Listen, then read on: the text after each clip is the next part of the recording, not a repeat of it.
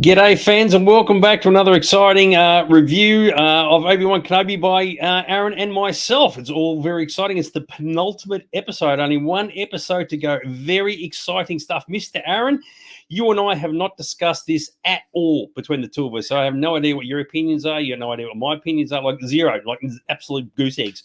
So how you doing, old son? Good. I've been waiting all week to discuss this with you. I didn't see Dags on the weekend. He had something else on, so we didn't work together. So we haven't, as he said, haven't spoken about this at all yet. Indeedy doody didy. So I'd be curious to see how the opinions sort of flow from the two of us. And there's a lot to cover off. In fact, it's actually almost a bit like mind numbing to a large degree. But one of the things that I think a few people have said, and I do agree with them, is that after last week's episode of Obi-Wan Kenobi, which was a bit of a shitstorm when you sit and think about it, had they just ditched that and just put this one in its place, it probably would have worked out quite well. But things seem to have picked up on the Obi-Wan Kenobi front, based on what I've seen and read. What about yourself? I thought it continued down that track of being a little bit disappointing, actually, mainly when we will discuss it through the whole episode. Mainly lots of people make decisions that I don't think you'd make in real life if you were in life and death situations. That is a very, very interesting sort of point. So we're obviously kicking off part 5, which is particularly interesting, and we're going to break it all down. There's a lot to break down, in fact. And as always, there is the spoilers, so we're going to make people aware of that. So if you haven't seen it and don't want to be spoiled, then tune out now. Or if you don't care, then by all means continue on. Because the show is broken up in bits, we've got flashbacks to the past and then to the present, the past. I've just put all the flashback section together just to make it easy for us. So that's the key thing. And of course, where it all kicks off, I've got to admit, I don't mind a bit of the old Coruscant sunshine, but it was a nice, glorious day in the galactic capital, which I thought was particularly groovy. And it led straight into sort of a bit of a flashback with a somewhat un-de-aged Hayden Christensen. And first things first, from a technological perspective, do you think that was a good thing or a bad thing that they left him as is? I thought he got away with it. I thought if you were going to really be a nitpicker, you could probably, say, why didn't they do it? But even when I saw him at Celebration before the series started, I thought, gee, do you know what? He could get away with still playing Anakin and be all right. Now, I guess you can be on the fence. I'm pretty forgiving with ages in the Star Wars universe because I figure everyone's an alien and it looks like they all age at different rates. So that doesn't really matter for me too much. If he looked really old or out of shape, yes, that'd be an issue, but I thought it was fine. What did you think? Yeah, it's interesting because he was the first person who came up, and straight away I thought, oh, okay, he looks 20 years older than what he should be looking like. But I agree. It wasn't a showstopper. It wasn't like, oh my God, I've got to switch off now. I'm really offended by it. And I did read an article from some people saying, well, if they tried to de-age the guy, there would have been all these people saying, oh, you could have deep-faked it a lot better than that and this and that. Yeah. And maybe they did try it with makeup and they just said, you know what, just leave it as it is. And I think, damned if you do and damned if you don't. So if it impacted a person's viewing of the episode, thinking, oh, mate, the whole episode's crap because Hayden looks like he's 40 instead of 20, then clearly they're looking at it for the wrong angle, for the wrong reason. So, but I thought the fact that he appeared at all, because, I remember we had this discussion a long time ago, a lot of fans saying they always wanted Hayden to come back, right, as himself. And we saw a glimpse of him a couple of episodes ago when he was still like in the apparition in the distance. And now he's back as Anakin Skywalker from just around the Attack of the Clones era. And I thought that was great that they did that. And as it turns out, it's actually quite important to the story. So, yes, I thought it was particularly cool. And, of course, just quickly, that led us to this bit. And for those who didn't put two and two together, it is directly before Attack of the Clones. And you can tell because he's not wearing the gloves, right? So he hasn't lost his arm at this point. And that's the key thing to be aware of. So it is just before that movie. And as it turns out here, when they're about to start their little duel, Kenobi's already acknowledging that Anakin is the better fighter. So I thought that was actually kind of groovy.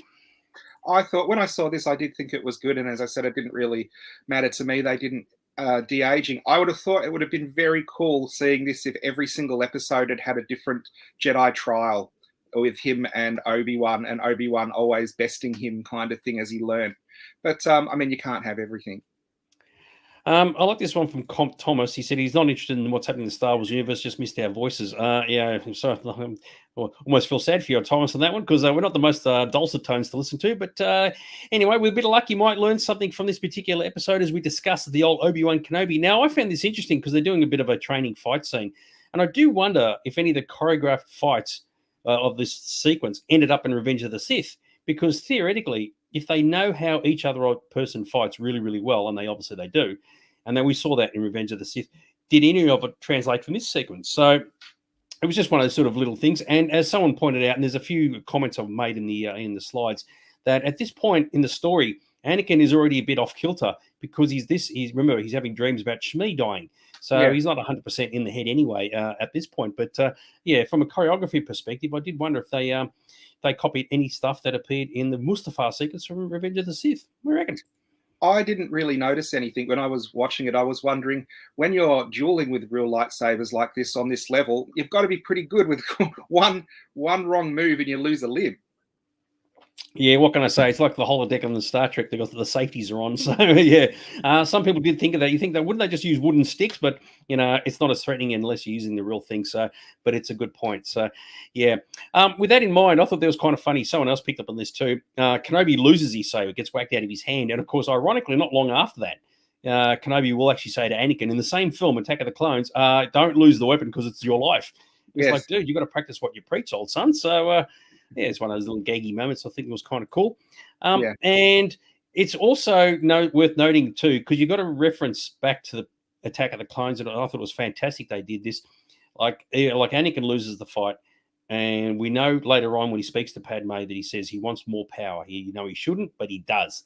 And I thought that was actually quite a telling moment, because you could tell he was kind of miffed that he got defeated by Kenobi. And as someone else has noted, and I thought this was kind of cool, it's highly likely or highly possible this sequence occurs directly before they go to the elevator sequence to see Padme. So you can imagine when they walk out of here, they get a phone call saying, can you guys nick off to Republica 101, I think it's called, and catch up with Senator Amidala, and they go straight down in the elevator and up they go. So if that's the case, that would be very, very groovy. Just no particular reason, just something I thought would be kind of nifty. What do you reckon? Yeah. I didn't realize that this was actually before Attack of the Clones. I knew it was around that time, but it actually makes sense. One of the things I thought might have happened in this was a surprise Natalie Portman appearance, even if it was just for one scene or something, which I thought would have been really cool as well. Yeah, but then you're sort of detracting from the story. After all, as we discover, it is actually a flashback from good old Vader thinking back to his Anakin days. And as it's mentioned there, if you remember from Return of the Jedi, it's the name of your true self you're only forgotten. And at the moment, he is actually thinking of his past, which I thought was kind of cool. Now, it's very funny. DJ sort of just joined us a little bit late, and he said about Anakin, Hayden, look in his age, he's not a 19-year-old. Yeah, we already covered that off as to whether that was a good thing or a bad thing. And we've both agreed it's like, you know what, you can clearly tell he looks older, but, it didn't like stop the show from going ahead. So I think we can sort of cut him a little bit of slack. Although some people did argue, how they spent all that money for Luke Skywalker, they could have chucked a couple of bucks towards Hayden's way, but, whatever. Smoothed out some of the crow's feet with some Maybelline or something.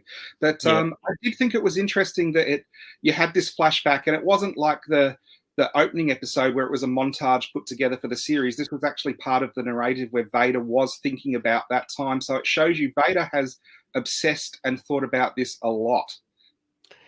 Yeah, it does. And for those who have joined late, just so you know, I've put all those flashback sequences together, which have now just finished, right? I didn't want to put them through the storyline. Otherwise, we'd be jumping backwards and forwards. But they all serve an important narrative. And, of course, we all discussed from the last episode where Kenobi met Vader and Vader won. How is he supposed to have the old, when we last met, I was but the learner. And now, of course, this episode explains that, but we'll cover that as we get further along from that sequence, which I thought was particularly groovy. Another thing we get to see for the first time is the Devastator, which is Darth Vader's Star Destroyer, and that is the same one that appears in A New Hope, which was actually name referenced in the original radio play. That's where the Devastator came from, for those who didn't know. But I thought this is a particularly cool-looking image, isn't it? You've got the dudes down here, and got the big windows over there, and all the rest of it. So just for those who like their Imperial Star Destroyers, i.e. myself, it was kind of groovy. I love that. I love the other shot where they mirrored the Empire Strikes Back shot of Vader's head in space in the reflection. Yes, that's coming up too. Yeah, so I'm going to mention something about that too.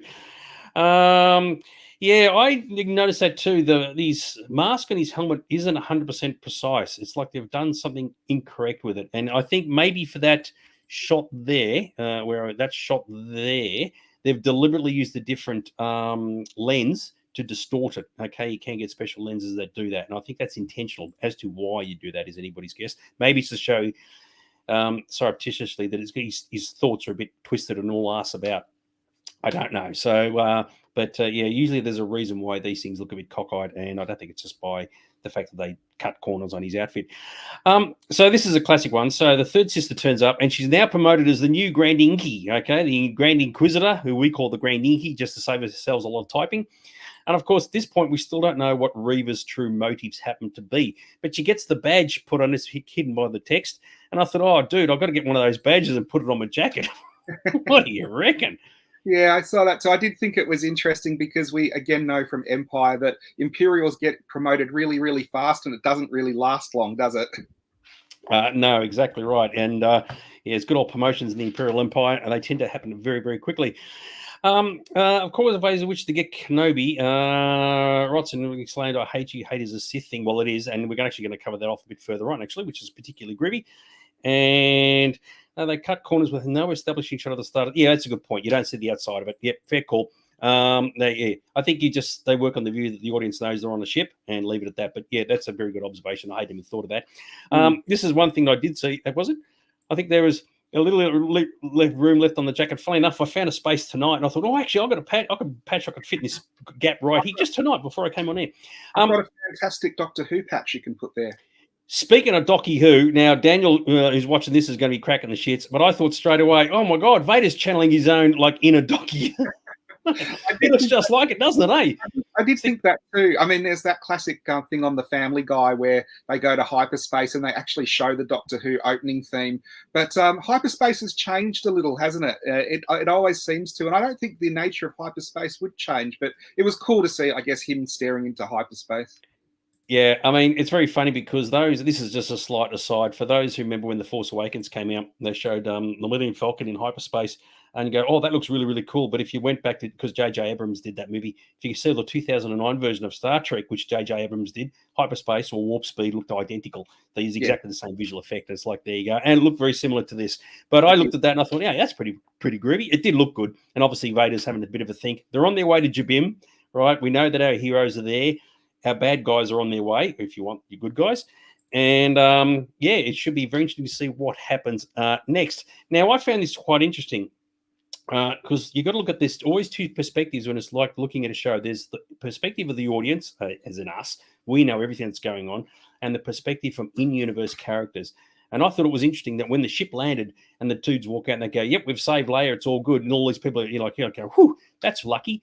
They wouldn't have any idea who she is. Not the foggiest. She's just some random kid as far as they're concerned. So I thought that was kind of funny. Especially when the Empire is 1,000 star systems. Why would you know the adopted daughter of royalty on some star system you've probably never been to? Yeah, exactly right. I like this. Look to Star Wars. Enough docu, mate. I wasn't the one who put that visual effect in, right? And you're standing right in front of it. If they had to turn him around, blame the producers of the episode. Don't have a go at me, son. And if I'm just thinking that way, maybe I'm the one who needs my head read. So characters pop up everywhere in this, and good old Harja's made a return. And I like this after he's running with the third sister on Dayu. He's now being hunted by the Empire. I don't know why, because he didn't actually do anything. Maybe because he's was impersonating a Jedi, and they've now changed their mind on him. But it was good that he made a reappearance. What do you think? I do think about that whole openly impersonating a Jedi thing, where the Inquisitors come and say, oh, you're a fake Jedi. Okay, we'll just let you go about your business. Or, oh, you're a fake Jedi, and cut him in pieces. Wouldn't that be more the likely option that would happen if he was doing something like that? Could be. I did like the fact that he wasn't really keen on looking after Leia, and he was still looking after number one. I like the fact that even after in a very difficult situation, he's in this place, he's trying to get off, and the bad guys are coming. He doesn't change his personality. I thought that was kind of groovy. Although you do wonder what happened with the kid that he had in that second episode, just disappeared. So we will anyway, not to worry. That he was given one job to hold 3 items, and he can't even do that properly. Exactly right. We'll get to that later on too. I did put a picture in that you showed me earlier. So Lola, as we know, was used as the tracking device, right? The third sister, what are the chances of that? In the last episode, stuck a tracking device on Lola, and of course, it's come to fruition. And as you've said there, here's your problem. Someone set this thing to evil. But where was it in the instructions that Lola had to go and disable the door? I thought, hang on. It was just meant to track. Sorry, it's just a tracking device. It wasn't meant to do extra functions beyond that. So how did that work out? Well, what Leia says, you've got a restraining bolt on you, and she takes that off and it changes her back to normal. But since when has a restraining bolt meant that it controls the personality and what the droids do? I basically thought that was a thing so they couldn't run away. Yes, it is. That's what it's meant to do. I think in this instance, it's clearly because you've gone from the green light to the red light, so it's turned Lola bad. Yeah. And I thought, okay, I get that. And like it's a tracking device. Yeah, I get that too. But the fact that Lola ran upstairs to disable the door, I thought, hang on, where was that in the programming? Because they wouldn't have known that there was going to be a door there. So if you want to be a bit pedantic and say it's a bit of a plot hole, yeah, whatever. And it just happens to be in a room that only Leia can fit into. I thought, yeah, fair enough. So it was a little bit convenient, but I at least thought the plan worked, right? Okay, they know, the Imperials know that they're on Jabim. They're sending everybody there. The doors are shut. They can't get the ships out. I thought at least that's heading in the right direction. So I like that one from Gavin. Yeah, open sesame. Yeah, I don't think so. And you are right, Christy. How did she open and shut? Yeah, I don't know. We just work on the view that it's, I don't know. I think it's the same way R2-D2 does. He just like puts his probe in and mucks around, and eventually the door opens or closes. Yeah, I get that. But I mean, how did Lola know? Because she was obviously programmed, she was programmed to do it. I think there are other things worth worrying about besides that, but it is definitely a bit of that was a bit of a contrivance. Now we get to a wall of heroes again, right? Every man and his dog has cast their name on there. And I thought afterwards, I don't know if people are aware of this, but whoever's on that wall, every single Jedi, they all have to die before Return of the Jedi, which is about 12 years after this. Because in the end, Luke has to be the last one. So now, of course, you can split hairs and say, oh, yeah, there's Padawans, they're not strictly Jedi, and there's like younglings, they're not strictly Jedi, and there are a couple that are sort of lost in time, like Ezra and all that sort of bizzo.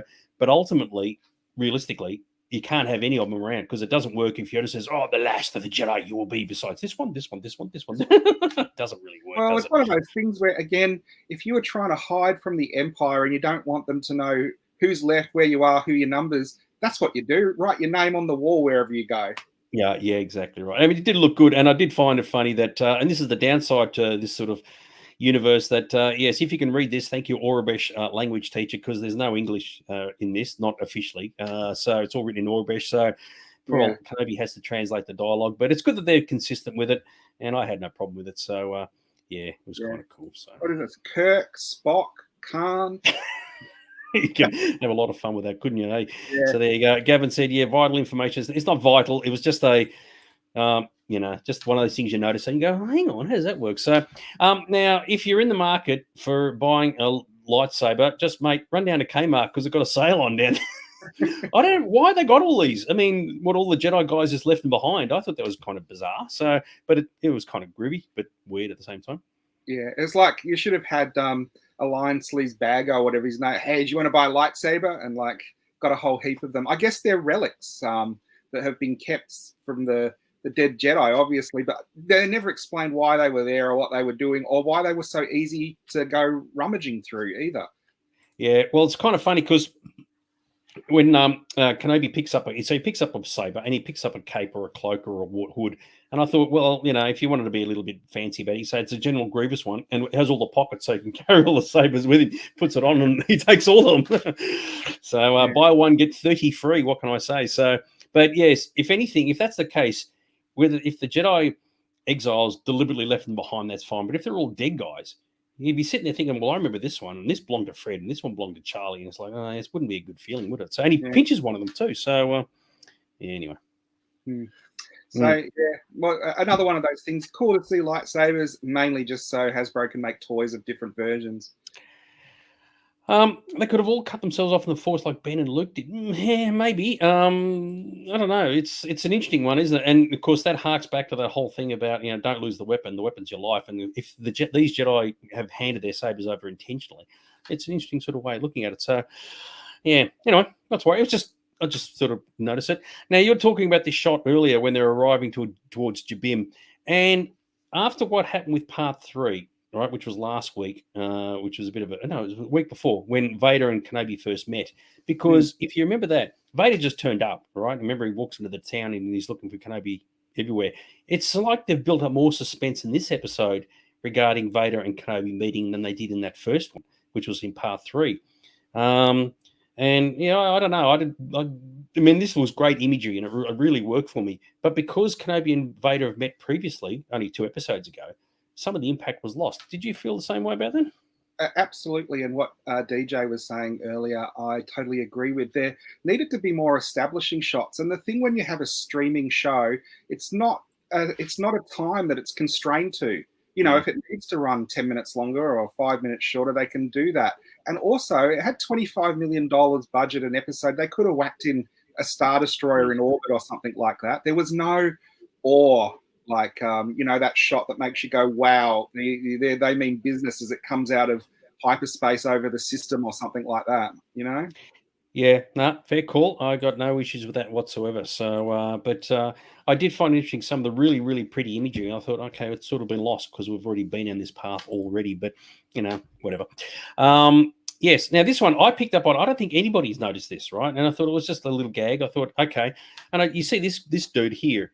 And I thought, I wonder if this could be Leia Volcham. And for those who have no idea who that is, he's actually the Chancellor of the New Republic in the years of The Force Awakens. And there he is up there.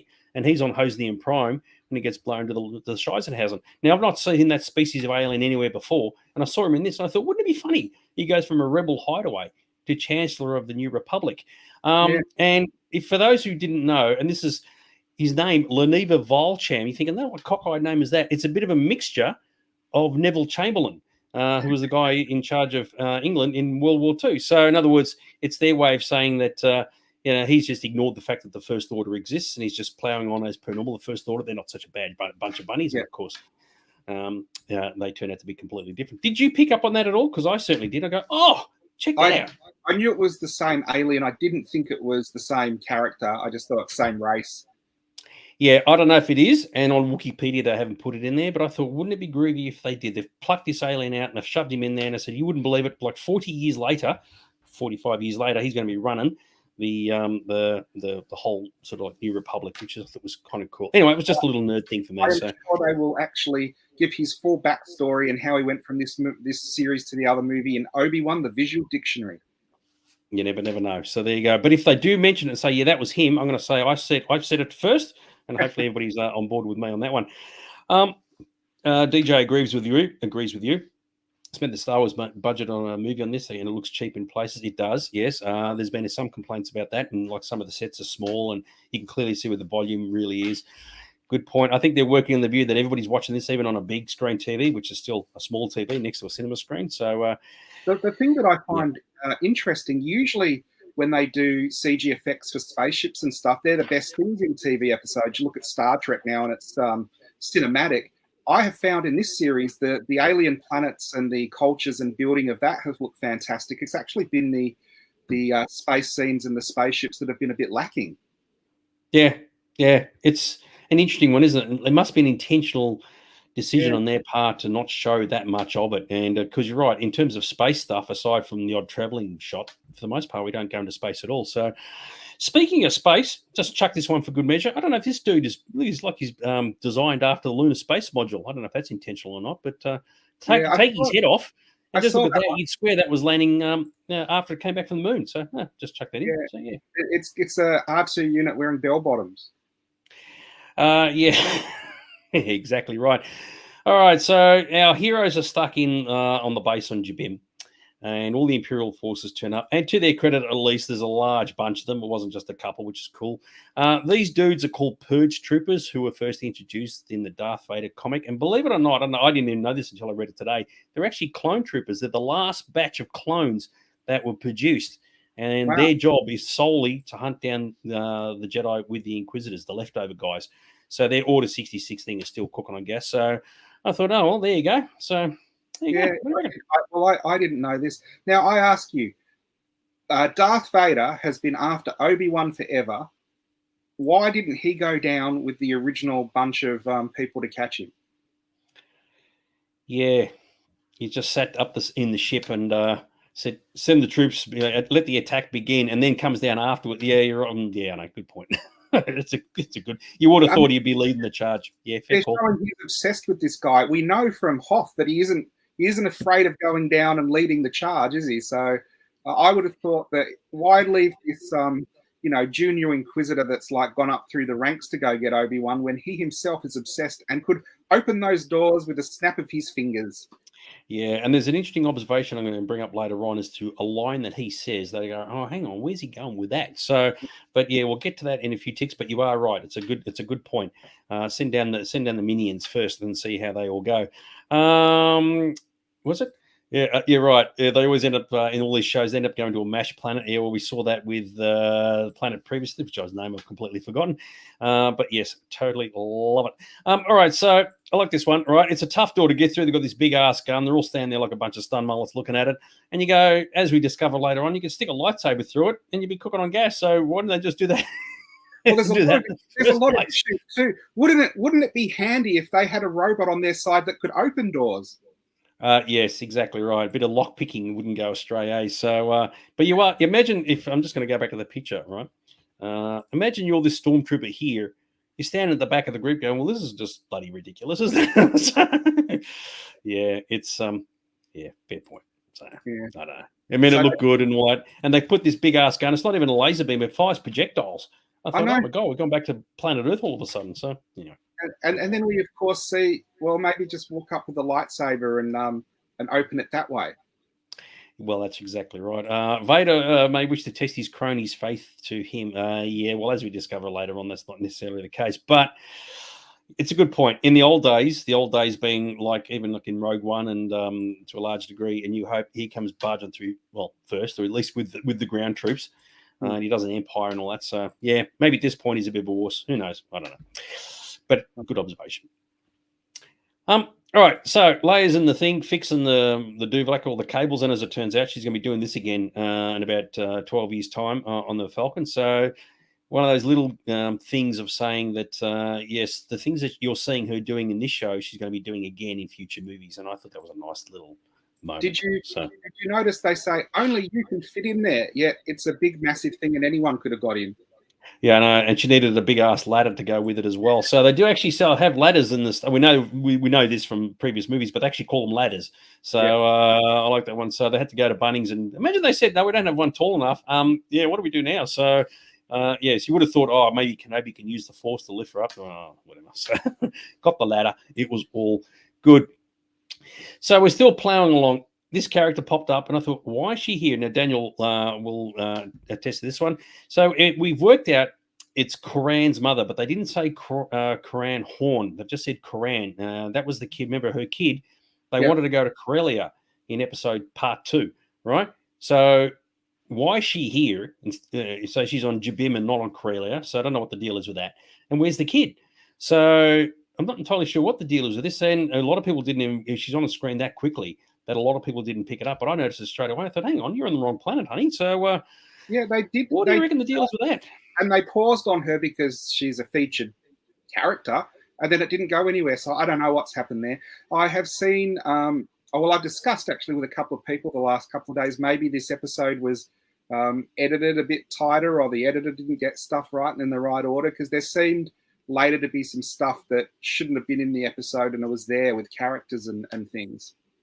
Yeah, because for those who remember, Hajar sells her the tickets to get to Corellia, right? And at the time, because remember her son, whose name is Koran, as we said, or Koran, it was in the end credits. That some people picked up on to go to Corellia or whatever reason, and then she's ended up in Jabim without the kid. And it's just like, okay. And of course, the time difference between part 2 and this episode is probably only a week or two, if that. I mean, I'd have to do the numbers.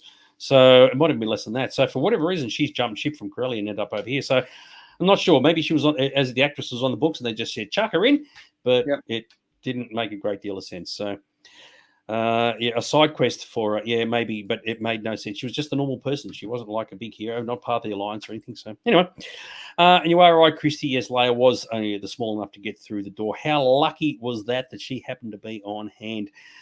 So there's a lot going on in the story, both from an action point of view and a story point of view. And one of the interesting things was when Kenobi and Reva have a chat through the door, speaking with the Force. And there's a fair bit that goes on with this whole sequence, right? As we've discovered, we wanted to know, and we've been asking this for weeks now, why or how did Reva know that Vader was Anakin? Okay. And a lot of people put 2 and 2 together on this one, and I think even we're on the right track saying that, yeah, she's the youngling from part 1.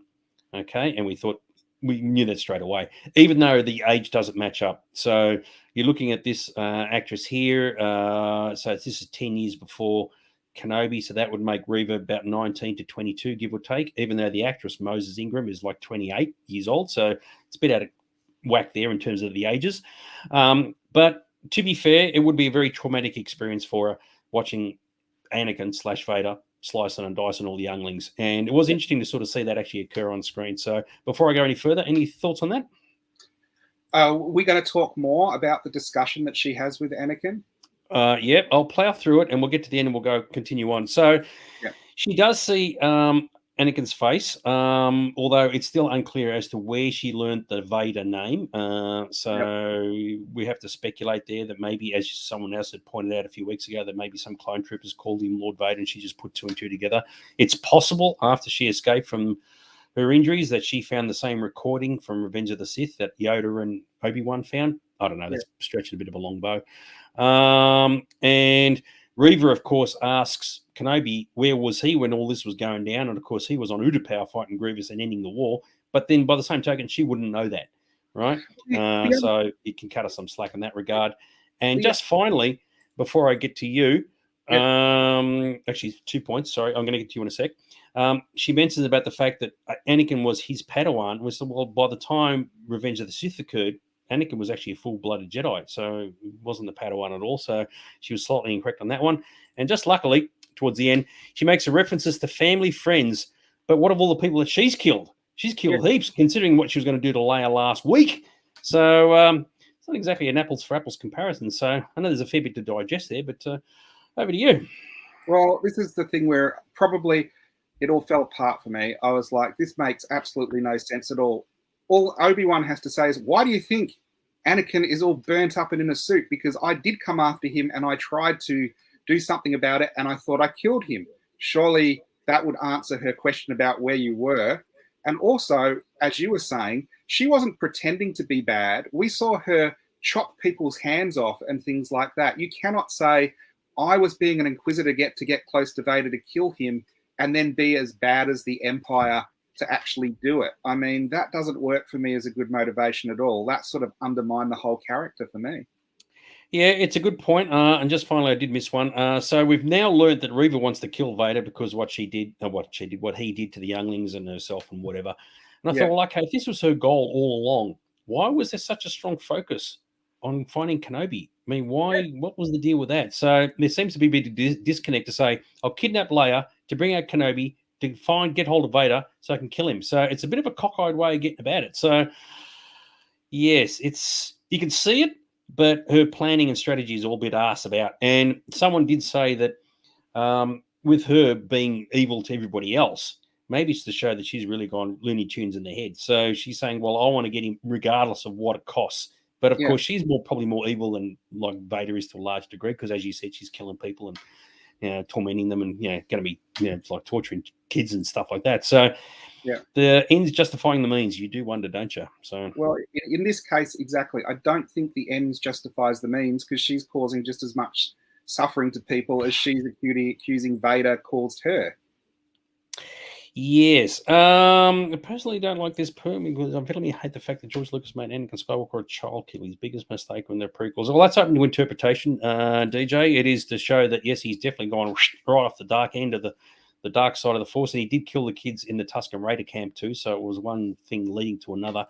But I don't know. I mean, by the same token, if he had let all the younglings live, that would show that he's got a soft side, and you can't really allow that. So the issue I've had with a lot of the Disney stuff is the writing is very uneven and it doesn't actually make sense as it goes along. When you write something, you drop hints to something later and it pays off. And the thing that I thought should have happened when Obi-Wan is saying he has a brother and a family that he doesn't really remember, setting that up that you're taken from your family at a young age, her motivation could have been Obi-Wan was the Jedi that came and took her away. And so she went into this miserable life and blames Obi-Wan for that. The whole Anakin went Looney Tunes and killed everyone. It was a terrible, terrible thing, but he affected thousands of people. It wasn't a personal thing against her. It was they were exterminating all the Jedi. Yeah, and I think it's been done as a deliberate MacGuffin in the story, saying, "Oh, Kenobi's the focus," and of course we're wondering why is he the focus? Oh no, it wasn't Kenobi; it was Vader the whole time, right? And when Kenobi says to her, "Oh, do you want to team up and take him out together?" No, you're not going to do that. So it's not sound logic. I get that, right? And as was mentioned here by DJ about saying, well, okay, if she's really keen to knock him off, why not go to his castle when he's in the back of Tatanka and knock him off there? I don't know, that's a good point, actually, rather than when he's sort of running around doing his thing. And I'm going to bring up later on that there's a good chance that Reva and Vader have never really crossed paths in their travels before. She's, after all, just the third sister. So maybe she had to become the Grand Inky to get closer to him, but I'll get to that later on. But yeah, the logic behind it all isn't 100% there. And I guess there are holes in it. They're saying, well, okay, right, okay. Are you willing to blow up an entire planet just to kill one person? Is that what you're prepared to do? And it seems to imply that this is the case, even though she's doing it for strictly revenge purposes to get back when she was a kid. So, yeah, there's probably a good psychological study that can be done there based on her motivations and all the rest of it. And yeah, but there's a couple of things I'm going to cover off a bit later on to establish to go a bit further with that. So, yes, very, very cool. What if Kenobi comes out as a novel? Plot holes might be explained. Yeah, I don't know. I mean, at face value, it seems to work, but when you start analysing, you can pick holes and you go, "Oh, hang on, where are we going with this?" I'll get to DJ in a sec. He's put another comment in there. Here we go. Save it through the door, a la Phantom Menace. Yeah, as we said, why didn't they just do that in the first place? All too easy. And you reckon the stormtroopers are probably thinking the same thing. It's like, why don't you just come down and just stab the freaking door? Here we go. I haven't read this yet. A 20-plus-year-old debate. The ideas of Vader could be redeemed in Episode 6 Falls Apart. We learn that it was cause of children. Yeah, okay. Yeah, you're right. It's a big discussion, and yeah, we'll have that in another show. Probably not for this one, but indeed. Don't forget, when Return of the Jedi was written, none of the prequels existed, and the stories that went with them didn't exist, and this obviously didn't exist, so things change as we go along. Where was the Emperor during all this? The Emperor during all this was by probably raiding Jedi temples. He was going through all the temples looking for stuff, looking for bits and pieces to, further his power. He left. The Emperor left all the day-to-day running of the Empire to all these governments and his what do you call it? Regional governors, all that sort of stuff. He stayed out of running the place. He wasn't like your like your prime minister or something. He wasn't a hands-on emperor. He was more doing evil Sith stuff behind the scenes. I did think they would have the Emperor show up in this. I don't know if they've held out for the final episode. I did think, because this is a legacy show showing a lot of legacy characters, I did think it was cool if they'd had more, and it was front-loaded where you get Owen and you get Jimmy Smith and all that at the start. I would have thought it would have been pretty cool, like Owen the first episode, Jimmy Spit and Vader the second, maybe Qui-Gon in the third, maybe Padme in the fourth or flashback, and maybe the Emperor in the fifth, and keep that excitement rolling along. You're a bit of a fan service dude. I love it. It's like, who am I going to get this week? Oh my God, absolutely fantastic. Although they keep introducing all these characters from Rebels, people go, who the hell's that? All right, so the door's open. The dudes come in, right? And I thought, this is easily going to be a slaughter match, right? I mean, the battle-hardened Imperial Stormtroopers versus all these dudes here. And, of course, Kenobi can only stop so much with the lightsaber. It should be a complete one-sided slaughter match. And, of course, it's not. And they show a lot of stormtroopers dying, and visually it's a lot easier to show a lot of dead stormtroopers than actual dead people. So these guys were dropping everywhere, and I thought, I can see why they're doing that, because they want people to go, oh yeah, kill the bad guys and all sort of bizzo, even though if it's completely unrealistic. But one person who did cop it, and I said this last week, that Tala had to cark it for the cause. She had served her purpose and had done it very, very well. And I thought, okay, it was a good sequence. As I said, I thought last week she had to go, but she went this week instead. Even Ned, her droid, had the K2SO moment. It's like, oh my God, for his last bit of programming is to do his bit to protect her, even though she's a bit of a lost cause. And before I get back to you, the thing I found was interesting, you see blood. You don't see blood in the galaxy far, far away very, very often. It's quite rare, actually, to see that. And I thought that was interesting they put that in, because they didn't need to. So Ponda Barber's arm is about it, isn't it? Hey? Ponda Barber's arm is about it. In the original movies, it was very rare. You're right, Ponda Barber's arm was one. In Force Awakens, there's quite a lot of blood, actually, in Force Awakens, which I found really surprising. But by and large, they try to avoid blood, especially red blood. So I thought that was interesting. And just quickly, I don't know about you, but everybody thought, oh, she's holding a thermal detonator. And it's the first time we've actually seen a thermal detonator go off. And I always thought, you know, if I had a thermal detonator, I'd probably throw it before it went off, you know. So I did think the whole thing was very statistically improbable that the stormtroopers didn't hit anyone. I thought that was really the case of, you know, stormtroopers can't hit anything. And you've got these black special ops stormtroopers, and they didn't make any difference at all. And then, as you were saying, it was a bit one-sided and a bit unbelievable. Yeah, we have confirmed that Death Troopers exist in this timeline because we see them in Rogue One. And, you know, it's all well and good to have a Purge stormtrooper, the two black armored guys, but you know, they didn't really sort of seem to do much. And you are right. And as I said, it's like the dates are open. They're all standing there in the open. I mean, they just wipe them all out. It should be really, really like a bit of a blood fest in terms of just good guys dying. But of course, that wasn't to be the case. That's where I think if it was a we're discussing George Lucas earlier, if it was a George Lucas thing, you say, yep, have all these guys cark it, have a couple get through. But the Disney world says, no, it's got to be the complete opposite. We want to see dead stormtroopers hit the deck because little kids watching that will just see a helmet hit the ground. They don't twig that there's a person inside that, right? And it's not a clone either. It's a normal person. So how much cooler would it have been if all the stormtroopers had fired and there was no way that the rebels could get out, and Obi-Wan, getting one of his sudden surges, does a Kylo Ren and holds it all back and just says, get out, and then holds it for a couple of seconds, they get out, and then drops it, and all the lasers come through. Something imaginative, something different, rather than stormtroopers can't hit the side of a barn. Yeah, that's a good way of looking at it, actually. You're right, because I think a lot of people, I mean, little kids wouldn't see it that way, but a lot of adults like ourselves go, yeah, it's just unrealistic. And anyway, what do you do? Some things never change. At least in the New Hope, they can shoot straight, and you know, that's a key thing. All right, so Reva has got this whole thing. Okay, her plan is revealed. Her revenge is to kill Vader. Okay, which ironically, as mentioned by Gavin earlier, is a Sith thing. So you can kind of get that, right? But I thought, what happens after she's done that? Is she going to then go up to good old Palpy and go, all right, well, I want to take your spot. I'll take Vader's spot by your side as a new Sith apprentice. So it's not mentioned at all. But you do wonder if she was successful, and of course she was never going to be successful, but if she was successful, what would her next move be? So I thought that was quite interesting. And of course, the whole revenge thing is exactly what Darksiders and the Sith do. So if anything, Palpatine would have been probably going, that's awesome that you've done that. Yeah. But of course, that wasn't going to work. But I don't know. In Expanded Universe, Palpatine has raised a couple of other apprentices to see if they could outshine Vader, and Vader always annihilates them. So there isn't much. Well, I don't think there's much chance of her having any shot at all at killing Vader. You know, through dueling or the Force, it would have to be destroy the planet on him or something like that. Yeah, well, the funny thing is, all you have to do is just hand Reva the script and go. She goes, "What's this? Oh, it's called Episode 4, New Hope, and Vader's still running around at this point. So don't attack him because it's not going to end well for you." So I don't think she's thinking that far. You know what? Probably not. But I had a bit of a think about it, and I thought, okay, I wonder if she's got this burning hatred for the dude. She wants to knock him off, and you'd be like, well, what do you do after that? And you go, there'd be a power vacuum gap there. Don't forget, at this point, she's the Grand Inky, even though we know that that's not going to last long. But maybe in her mind, she's thinking, beauty, I could become one with the Sith. And I thought that would be quite interesting, actually. So Darth, whatever. So, yes, Darth third. So, yes. Yeah.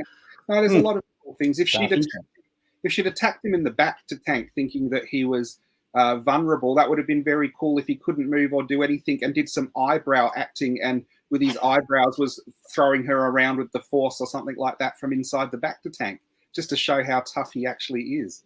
Yeah, good point. All right, so at this point, we know that Vader's been contacted. Yep, they got Kenobi right, and the first thing they do is they stick him in a room with two stormtroopers that he's clearly going to overpower them, and he does. My goodness! I was like, the deal with that? What was she letting him escape? Was that because that is the only thing I can think of that she actually wanted him to escape? If you were those two stormtroopers, you'd be saying to the other guy, "Nice knowing you, mate. This is the end of us." Yeah. I filled out my will before I walked into this room. I hope you did. That was dumb. I thought you just leave him there, wait for Vader to tell him, "Oh no, just stick him in another room. It's all good." It's like he's not going anywhere. It's like how freaking nuts are you? Can't escape. Shut the door on him too. Yeah, that was stupid, and I agree with you. Those two stormtroopers thinking, "Shit, rock paper scissors, bang! Oh, okay, you get to go. I'll stay outside." Freaking, that was dumb. That was I didn't make any sense whatsoever. Yes, very, very cool. Yeah, I like this from Gavin. Yeah, Brow Wars. All right, so this is the line that I picked up on. Vader finally rolls up and he says, "Where is he?" Right? Now, of course, we all know that he had actually Kenobi in his grasp at part 3 and let him go, but anyway, let's move on from that. Yeah. Someone did suggest, I'm just going to deviate, that maybe when he actually had Kenobi, remember you put him through the fire and all the rest of it, he had a bit of a moment thinking, what do I do now? He's like the dog that chases the tie. I've got the tie. What do I do with it?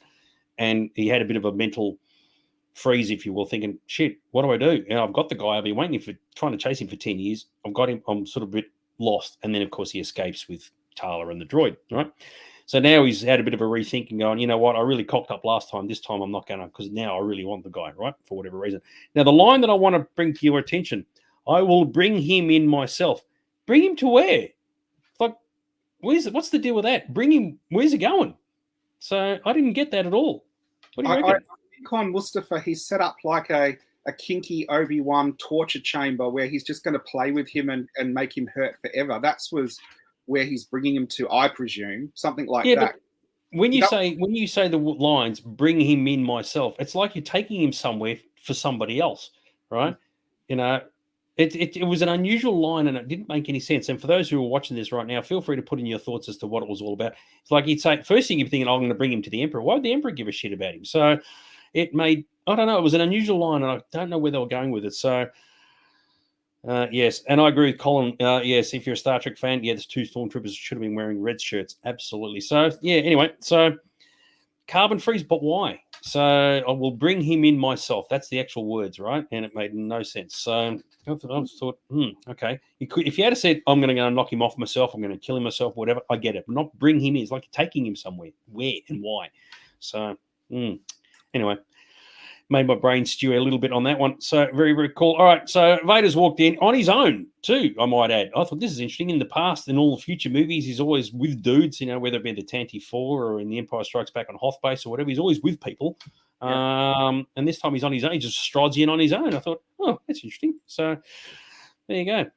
I will bring him in. All Western dialogue. Yeah, that's if the sheriff is bringing in the bad guy into the town to be hanged. But Vader's more than the sheriff. So I don't know. Yeah. You could be right. Do you think they could have improved it by rolling out the Imperial March more than they used it? Yeah, probably wouldn't have hurt, actually. I know a few people have criticised the music. I don't really notice it, but some people have. Yeah. I was expecting to bring in the fact that they tortured Kenobi to learn Yoda's location, but it never came up. Yeah. That would have been a good motive. They'd be Yoda. Yoda would be like the ace of hearts on their deck of Jedi cards that they have to bring in. Yeah, it's an interesting one, isn't it? Because at this point, 10 years, everybody's been pretty quiet. So Kenobi's been quiet up until this show started. Yoda's off the grid. They don't know where he is. And you have to assume that they all think he's still alive somewhere. So, but it wasn't referenced anywhere, not mentioned anywhere. So it's a shame, because if that was the case, I will bring him in myself to learn where Yoda is. That wouldn't have hurt. That would have been actually kind of cool. That means they would say, oh, they're actually interested to find him, but they didn't mention that at all. So, yeah, at this point, it's not referenced as to what's going on. So, yeah. We saw Empire that you torture Han to get Luke to come in. So you could torture Obi-Wan to bring Yoda. Yeah, that would be a good plot point if they'd thought of it. Yeah, so Gavin's made a point about to locate other Jedi, but the thing is, he doesn't have to. He can just get all the people who have been doing the path thing. Talia's obviously died. She was aware of that. But there would have been other people who were aware of it, like the Rogue, I think in Rogan, the guy flies the ship. There would be a whole stack of people who would know what's going on. And, of course, they've got all the names written on the wall. So, and look, it's not important, but I thought it was just very, very interesting to see what that dialogue actually meant, because I like dialogue. I find it very interesting. It gives away a lot most of the time. If the Emperor wants anyone, he wants his little green friend. Yes, you would think so. So, DJ's got a question. Here's a question. Did Kenobi know where Yoda was before he became one with the Force? I don't know. No, I don't think he did, because Yoda just said he's going into exile, but he may not have said where he was going. He just jumps on the ship at the end of Revenge of the Sith.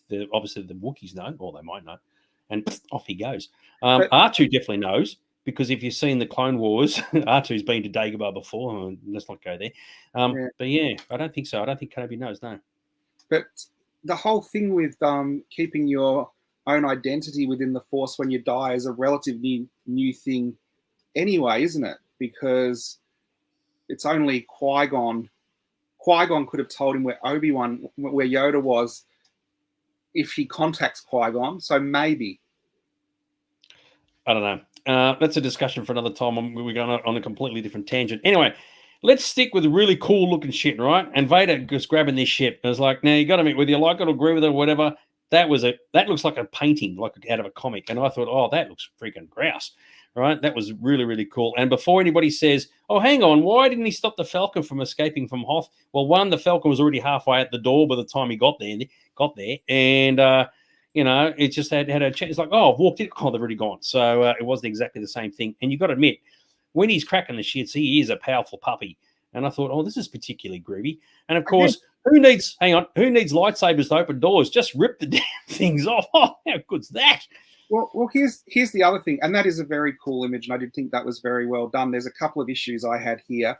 We have seen from Rogue One that Star Destroyers can hover above things on the planet. Why didn't they land the Star Destroyer or bring it into the atmosphere just above, so as soon as that opened, there was nowhere for them to go. This is another episode where they forget about TIE fighters, where Vader is like, oh, I've let them go. Oh, they're gone. Hold on. No, there's a whole heap of TIE fighters on the Star Destroyer. And also, when they couldn't get in through the front doors, why didn't they climb onto the roof or something and have Lola open the sliding doors again and they all can jump down on top of them? All too easy, eh? What can I say? I mean, if Boba Fett can park his slave one over the top of a Sarlacc and drop a seismic charge in it, you are right. Why couldn't they just park a Star Destroyer? And then just to add insult to that fantastic scene where you see how powerful Vader is, he can't manage the second ship when that takes off.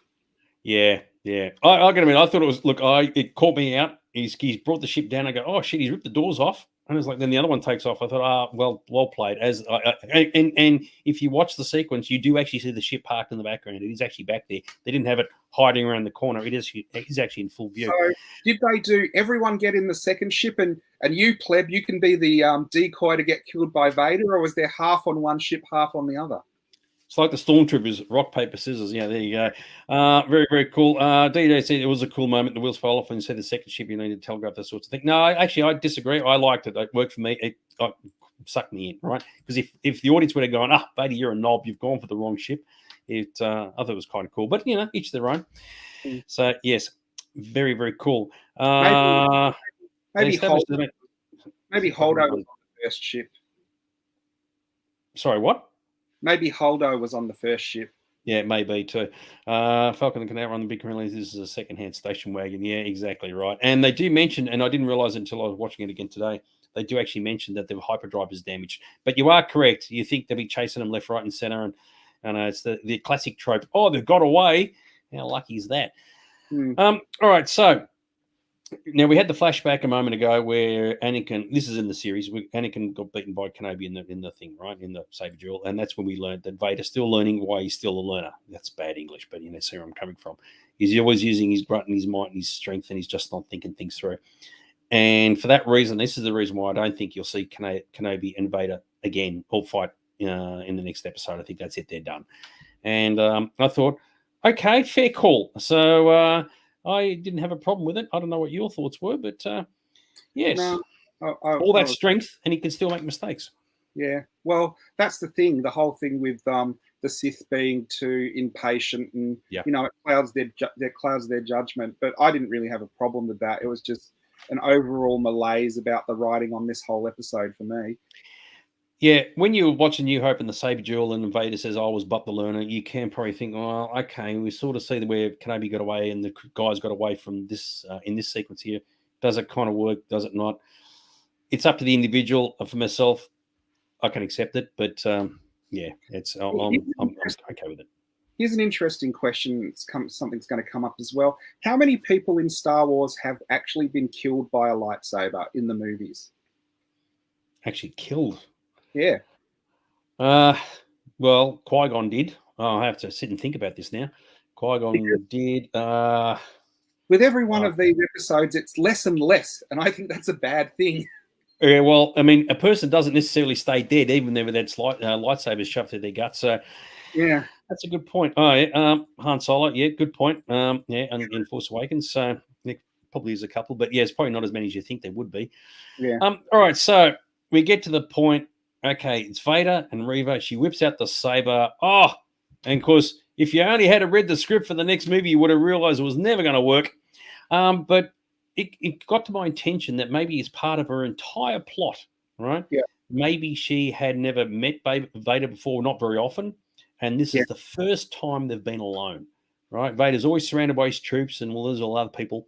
Okay, admittedly, in his castle on Mustafar, yeah, she could have got him there. But maybe it's the first time they've been alone together, because the Inquisitors, it's their job to run out and find all the Jedi, hunt them down and kill them and whatever. Vader just lives in his tank and doesn't come out that much. This is how I interpret it, right? So she's finally got her one opportunity. This is the one time when they're all together. Maybe this is part of the scheme. She can't kill him in front of all the troopers. She has one standard chance, one-on-one, even though she says early in the episode to Kenobi, what if he's already figured it out? And of course, he has figured it out. It's like she was a bit of a knob in that regard. But there may have been different ways to do it, but this was never going to work. There's no way. After he's been pulling ships out of skies and ripping off doors and all sort of shit, there's no way in the world she's going to yelling and screaming, telegraphing her next move. That was never going to work. That's the other thing. Why did she wait to him to recover from using the Force on the ship? Why didn't she full on run up behind him then and do something when he's distracted by Force pulling the ship down and all of that? Yeah. That was the distraction she should have used. She missed that point. I'd have cut my losses and said, well, I couldn't get away with it then. I'll suck up to him again till the next one of these situations comes along. Yeah, but from her perspective, and I can see from the character's perspective, and I was quite sympathetic to it. Like, he's standing right there. She's on her own. It's like, this is my one and only opportunity. I've got to take it while I can, right? Even if in the back of her head she's thinking, I've got a little or no chance of this working, because even as I said earlier, she probably thinks that he's already aware of it, right? It's a big ask. It's a big risk, but she's going to give it a go. And you are right. There could be easier ways of doing it. And as was mentioned earlier about, blowing up his castle on Mustafar or whatever. Yeah. But of course, it doesn't work. And I agree with what DJ said. He really liked it about the fact that he toys with it until he gets bored. And that's right. He's like, she's swinging the saber around. He's not even fighting back.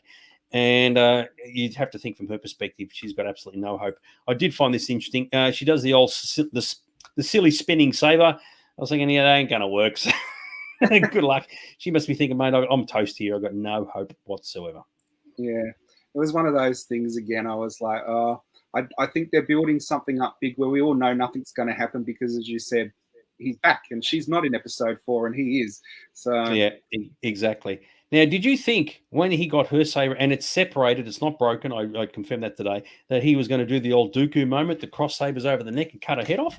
A few people have said that's what should have happened. What do you reckon? I actually thought he was going to throw half of it back and have a practice lightsaber fight with her, mirroring the one with Obi-Wan, but totally chop her to pieces. Oh, that's a bit graphic, isn't it? Well, I like graphic. It's not going to happen on a show like this, dude. I mean, as it is, he stabs her in the comic cuts, and she still survives. So this is the second time, right? So she got stabbed as a youngling, right? And I think it was through the stomach there. She gets it through the guts here, and she survives the second time. So Qui-Gon needed to take lessons from her to say, how do you survive these things? Because clearly it didn't work for him.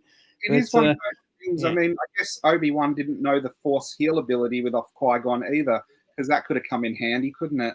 But I guess that hadn't been made up yet. Do you think that, look, there's so much happening here.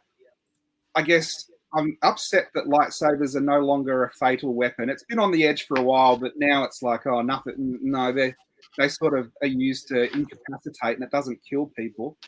And I guess the other thing is, well, we'll talk about the next reveal with the Inky coming back. How long has Vader known? When she stabbed him was the first time they knew she was a traitor, or has it been a whole much longer time than that? Yeah, it's a good point. And I did realize Count Dooku was another one who died at the hand of a lightsaber too. So it is interesting. And now I get the gist, right? He stabs in the guts. It's a complete representation of when she was attacked by him as a youngling. And he obviously did the same thing, right? Which seems unusual to go slice, and stab. It doesn't make sense to when he's killing the kids. But I get it, right? There's a symmetry there. I got no problem with that. Even though logically he'd be knock her head off and that'd be done. But I do believe it was done intentionally, and I'll get to that in a second. Really hate the dialing down on the lethality. You're right; they're not as lethal as they used to be, and that's what we're saying. Realistically, once you're in the guts, you should be gone and done and dusted. Especially as a youngling, she's only a kid; she should have died. But anyway, the other interesting directorial point that you would have noticed when Vader says to her, like, "Do you think I didn't know, youngling or young one?" Or whatever, they show a flashback of him walking by her. Is that implying that he knew she wasn't dead then as well and let her live? Because that makes no sense if they were implying that. I don't know. I don't remember that at all. So you're right. Either he didn't know that she was a youngling, or he did know the whole time. I don't know. I don't have an answer for you on that one. I like this interesting spelling, actually. DJ said the Grand Inky with the UI at the spelling is kind of cool. The Grand Inky survived because he's cybered up, I suppose so. But yes, the Grand Inky, and of course, we knew he was coming back because he's in Rebels. So if he had not have been in Rebels, we would have definitely thought, oh, he's carked it for sure. But of course, we've been saying since the first episode or the second episode or part when he gets knocked off by Reva, oh, he's got to come back. It's the same guy. Now, another one of those plot points again, where she stabbed him. If they know that, lightsabers aren't always fatal, surely it would have been better to put a blade through him, then run it right up and chop him in half or something. So, and did he know that was coming and they were playing with him? Because, taking a lightsaber for the Empire just to keep the pretense up is pretty ballsy, isn't it? Yeah, I like you're really going for the old Fangoria sort of death, aren't you? Just slice up the middle, absolutely fantastic. Which is funny because I think that happens in Rogue One when Vader does that with a dude he sticks in the ceiling and he slices. Anyway, whatever.